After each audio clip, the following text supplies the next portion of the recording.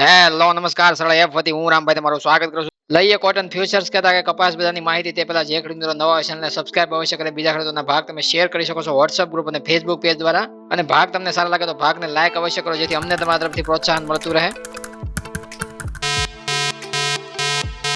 કપાસ બજારની અંદર છે દિવસનો ત્રીજો ભાગ રજૂ કરવામાં આવ્યો છે. પ્રથમ ભાગ અને બીજો ભાગ. પ્રથમ ભાગની અંદર વૈશ્વિક રિપોર્ટ છે જાહેર કરેલો છે. વૈશ્વિક આપણને આંકડા છે કેવા જોવા મળે છે એના ઉપર છે ચિંતા કરવી કે ન કરવી. ભાગ 2 ની અંદર છે આપણે ચર્ચા કરેલી છે ભાવ ઉપર કેટલી નેગેટિવ અસર પડે અથવા તો ભાવ ઉપર કેટલું દબાણ આવી શકે. અને સાપ્તાહિક ધોરણે છે અમેરિકન સમાચારો ઉપર છે ભારતીય બજારમાં કેટલી મંદી અથવા તો બજારમાં કેટલો ઘટાડો દર્શાવતો. ભાગ 2 ની અંદર છે આપણે માહિતી તમામ ડિટેલ સાથે આપેલી છે. એટલા માટે કોઈ ખેડૂત મિત્રોને ચિંતા નથી કરવાની. માત્ર 2 ભાગ તમે જોઈ લેશો એટલે તમને કપાસ બજાર ઉપરથી ચિંતા દૂર થઈ જશે. અને લગભગ ઘણા બધા ખેડૂત મિત્રોની એવી પણ કોમેન્ટ આવે છે જેને 50% વેચાણ છે કપાસનું 1600 અને 1600 ઉપરના ભાવે વેચાણ છે. 50% કપાસનું કરેલું છે એવી કોમેન્ટો હાલ આવી રહી છે. પણ જે ખેડૂત મિત્રો ભાવથી વંચિત રહ્યા હોય અથવા મંદીના સમાચારો સાંભળી અને પેનિકમાં આવી ગયા હોય તો એને કોઈ ચિંતા નથી કરવાની. તમને પણ 1600 ઉપરના ભાવ મળશે. ચિંતા ના કરો. જેણે વેચાણ કર્યું છે એ પણ છે ફાયદામાં છે અને જે બાકી છે એ પણ ફાયદામાં છે. એમાં કોઈ પણ પ્રકારનો ચિંતાનો વિષય છે નહીં.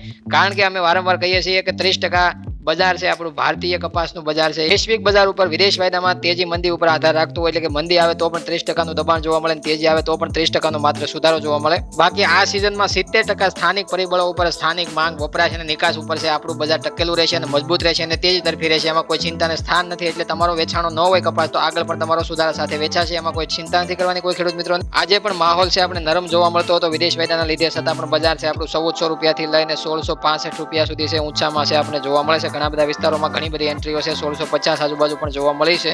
અને અમે થોડી ઢીલાશ છે બજારના માહોલ ઉપર અથવા તો અમે તેજી ઉપરની ચર્ચા સાથે થોડીક નરમ કરીએ તો મંદીવાળા છે અમારી ઉપર પણ હાવી થઈ જતા હોય છે. એટલે મંદીવાળાને વધારે પડતા હાવી ન થવા દેવા માટે છે અમારે પોઝિટિવ રહેવું પડે છે અને પોઝિટિવ માહિતી સાથે બીજો ભાગ છે આજનો બનાવવો પડ્યો હતો. કારણ કે પ્રથમ ભાગ રાત્રે અમે જ્યારે બનાવ્યો ત્યારે થોડી અમે નરમાઈ આપી હતી. કારણ કે 30% અસર તો વિદેશ વાયદાનો થતો હોય છે. એટલા માટે છે આપણને જે લોવર સર્કિટ જોવા મળી વિદેશ વાયદામાં એની અસરથી આપણે થોડી નરમાઈથી આપણે ચર્ચા કરી હતી પહેલા ભાગની અંદર. અને બીજા ભાગની અંદર છે આપણે ફરી તેજી તરફીનું મજબૂત વલણ દર્શાવ્યું અને બાદમાં છે આ ત્રીજો રિપોર્ટ છે જાય છે આજના દિવસનો ત્રીજો ભાગ છે. હવેથી ફરીથી આપણે સુધારા તરફીની ચાલ છે બતાવશું. કારણ કે મંદીનો માહોલ છે થોડો આપણે વોટ કરીશું તો વધારે પડતી વેચવાલી વધારે પડતી વરાળો છે નીકળી જશે ખાસ કરીને મંદીવાળાની. હવે આપણે જોઈએ ગુજરાત શંકર ઘાસડી સહિત છે આપણે અલગ અલગ દેશની અંદર છે આપણે રૂના ભાવ છે કેવા સુધરતા જોવા મળે છે કેવી આપણે બજાર જોવા મળે છે. રૂના ભાવની આપણે ચર્ચા કરીએ પહેલા છે ગુજરાત રાજ્યભરની વેચવાલીનું પ્રમાણ છે આજે પણ થોડું વધીને જોવા મળે છે. એટલે કે જે 1 લાખ મણની આજુબાજુ છે આપણે જોવા મળી શકે છે. કારણ કે આગળના દિવસે એટલે ગુરુવારે પણ આપણે સારું વેચાણ જોવા મળ્યું હતું. એવી રીતના વેચવાલીનું પ્રમાણ આજે પણ આપણને પેનિકમાં સારું જોવા મળ્યું છે. અને શુક્રવારે બંધ બજારમાં 1200-1500 રૂપિયાના ઘાસડીની અંદર સુધારાની ચર્ચાઓ જોવા મળતી હતી અને અફવાઓ જે જોવા મળતી હતી. ઘણા બધા ખેડૂત મિત્રોની એવી કોમેન્ટ આવતી હતી કે 62,500 થી 63,000 ભાવની ચર્ચા ઘાસડીની થતી હોય એવા સમાચાર છે ખેડૂતોએ જોયા હોય અને આપણી ઉપર કોમેન્ટ કરતા હોય તો અમે ત્યારે પણ કહ્યું હતું કે બજારમાં છે કોઈ વધારો નથી. માત્ર વિદેશ વેચાણની ચાલ 101 સેન્ટ ઉપર પહોંચી હતી. એટલે અફવાઓ વાળા છે વધારે પડતા હાવી થયા અને વધારે પડતી ઘાસડીની અંદર પણ સુધારાની ચાલ છે.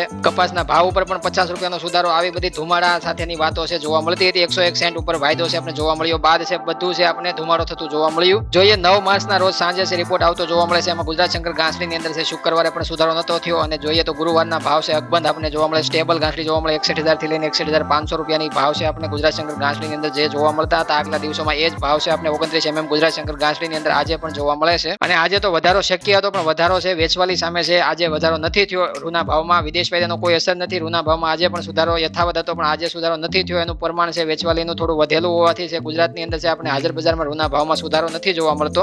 આગળ જોઈએ 28 મધ્યપ્રદેશ એમપી લાઈન મહારાષ્ટ્રમાં આપણે ચર્ચા કરીએ તો 400 રૂપિયાનો વધારો છે આપણે ઘાસડીની અંદર થતો જોવા મળે 59,000 થી 59,900 રૂપિયાના ભાવે પહોંચતી જોવા મળે છે ઘાસડી. પંજાબ હરિયાણા રાજસ્થાન લાઈનની ચર્ચા કરીએ તો 27 ઘાસડીની અંદર છે આપણને 300 રૂપિયાનો વધારો થતા જોવા મળે છે. 56,000 થી 56,900 રૂપિયા સુધી છે આપણને ઘાસડી પહોંચતી જોવા મળે છે. એવી રીતના ગુજરાત શંકર ઘાસડીની અંદર 22 થી નીચે લો ક્વોલિટીમાં આપણે જોઈએ તો 42,700 રૂપિયાના ભાવ જોવા મળે. એમાં પણ 400 રૂપિયાનો સુધારો જોવા મળે છે કારણ કે નબળી ક્વોલિટીનો હાલ છે કપાસ ઓછો જોવા મળે છે. જોઈએ તો મધ્યપ્રદેશ એમપી લાઈનમાં 31 ના ભાવ જોઈએ તો આપણે 300 રૂપિયા એમાં પણ વધીને જોવા મળે છે. 62,000 થી 62,700 એ ઘાસડી પહોંચતી જોવા મળે છે. 22 થી લઈને 32 સુધીના તમામ ગ્રેડમાં છે આપણે સુધારો છે 300 રૂપિયાથી લઈને 400-500 રૂપિયા સુધી છે જોવા મળે છે ઘાસડીની અંદર. પણ 29 ગુજરાત શંકર ઘાસડીની અંદર છે આપણે રૂના ભાવમાં છે આજે સુધારો નથી જોવા મળતો. એનું માત્ર કારણ થોડી વેચવાલીનું પ્રમાણ વધારે 2 દિવસ એટલે ગુરુવારે પાછલા દિવસે વધારે હતું અને આજે પણ સારું એવું જોવા મળ્યું. અને મધ્યપ્રદેશ MP લાઇનમાં જોઈએ તો 34 mm ભાવની અંદર છે આપણે 80,000 ના ભાવ છે એક ગાંસડીના જોવા મળે છે.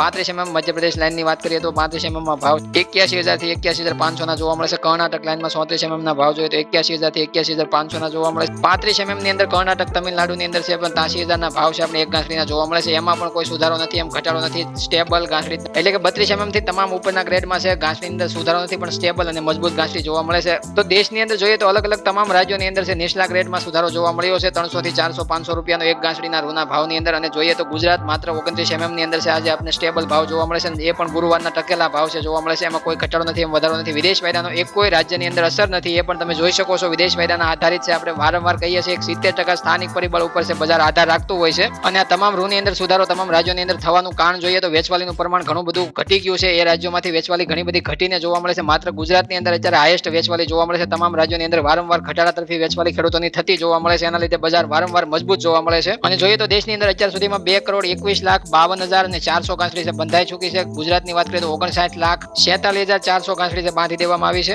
જોઈએ તો કપાસિયા બજારની અંદર 500 રૂપિયાથી લઈને 600 રૂપિયાની વચ્ચે છે અત્યારે વહીવટ થતા જોવા મળે છે. સારી ક્વોલિટીમાં સારા ઊંચા ભાવ એક ગ્રેડમાં અને નબળી ક્વોલિટીમાં થોડા નીચા ભાવ છે આપણે એક મણના કપાસિયાની અંદર છે જોવા મળે છે. કપાસિયા ખોળની ચર્ચા કરીએ તો એમાં પણ આપણે 1,350 રૂપિયાથી લઈને 1,500 ની વચ્ચે છે આપણને 50 kg પર બેગની અંદર સારી બ્રાન્ડમાં સારા ભાવ, નબળી ક્વોલિટીમાં નબળા ભાવ કપાસિયા ખોળની અંદર જોવા મળે છે. એમાં કોઈ પણ પ્રકારનો ઘટાડો નથી, કોઈ પણ પ્રકારની મંદી નથી. તો ચિંતા પણ કોઈ પણ ખેડૂત મિત્રોને કરવાની નથી. હું રામભાઈ તમને મળું નવા ટોપિક સાથે. જય જવાન, જય કિસાન, જય ભારત, જય ઠાકર.